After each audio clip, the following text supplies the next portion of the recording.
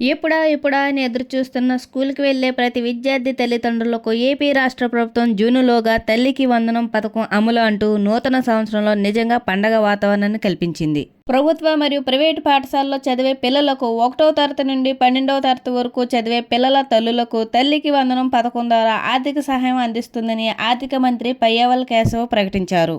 పేదరికం కారణంగా ఏ పిల్లలు విద్యకు దూరం కాకూడదనేదే దీని మొదటి లక్ష్యం. తల్లికి వందనం పథకం ద్వారా 80,000 మంది తల్లులకు 15,000 చొప్పున 12,700 కోట్లు ఖర్చు అవుతున్న రాష్ట్ర ఆర్థిక పరిస్థితిని సైతం లెక్క చేయకుండా ఎన్నికల్లో హామీ ఇచ్చిన సూపర్ 6 పథకాలను అమలు చేయాలనే లక్ష్యంతో ముందుకు సాగుతుంది మన ప్రభుత్వం. బాబు షూరిటీ భవిష్యత్తుకు గ్యారంటీ అంటూ 5 కోట్ల ఆంధ్రుల భవిష్యత్తుకు గ్యారంటీ ఇస్తూ తెలుగుదేశం పార్టీ ఇచ్చిన హామీల్లో భాగంగా సూపర్ 6 పథకాలను అమలు చేసుకుంటూ వస్తుంది. ఈ సూపర్ 6 పథకాల్లో ఒకటైన మహాశక్తి పథకం ఇది కేవలం మహిళలకు మాత్రమే కేటాయించినది. ఇందులో ఆడబిడ్డ నిధి, తల్లికి వందనం, దీపం పథకం, ఉచిత బస్సు ప్రయాణం అనే 4 పథకాల కలయికే ఈ మహాశక్తి పథకం. ఈ మహాశక్తి పథకాల్లో భాగంగా మహిళలు అందుకున్న పథకాలను గమనిస్తే దీపావళి నుండి దీపం పథకం అమలైంది.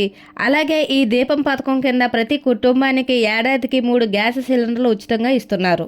జూన్లోగా తల్లికి వందనం పథకం అందుకోబోతున్నాం. అనగా ఇంట్లో ఎంతమంది పిల్లలు చదువుకుంటే వారందరికీ ఒక్కొక్కరికి ఏడాదికి 15,000 రూపాయల చొప్పున అందిస్తారు. 3వ పథకమైన ఉచిత బస్సు ప్రయాణం ద్వారా మహిళలందరికీ టికెట్ లేని ప్రయాణ సౌకర్యం కలిగిస్తారు. ఇది ఈ సంక్రాంతికి అమలని ప్రకటించిన ప్రస్తుతం వాయిదా పడి ఉగాదికి ప్రారంభించనున్నారు. ఇంకా చివరిది మరియు 4వది అయిన ఆడబిడ్డ నిధి పథకం కింద 18 ఏళ్లు నిండిన ప్రతి స్త్రీకి నెలకి 15,000 రూపాయలు నేరుగా వారి ఖాతాలో జమ చేస్తారు.